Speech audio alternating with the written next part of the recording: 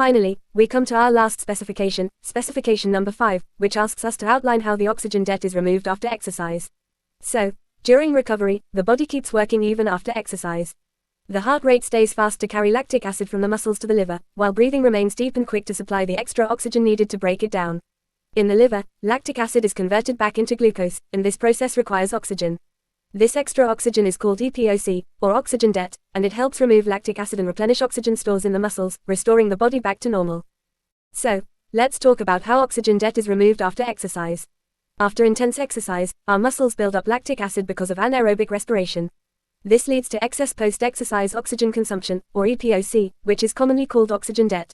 The body removes this oxygen debt through a few key mechanisms. First, the continuation of a fast heart rate. Even after we stop exercising, the heart keeps beating faster than normal.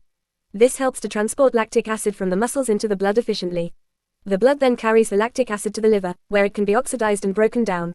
Keeping the heart rate elevated ensures that lactic acid doesn't build up in the muscles, helping to prevent prolonged fatigue or cramping. And the second way the body removes oxygen debt is through continued deeper and faster breathing.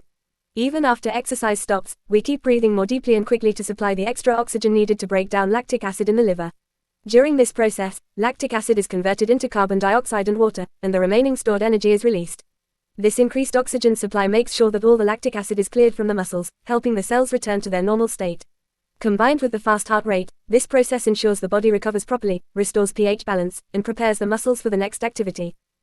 So that's a wrap of Unit 10.3, Anaerobic Respiration, taking us to the end of the full Chapter 10 of Respiration. Now we have done whole 10 chapters together on this channel.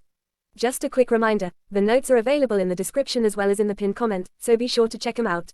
I'll be back soon with the past paper practice of this chapter. Stay tuned, and thank you for watching.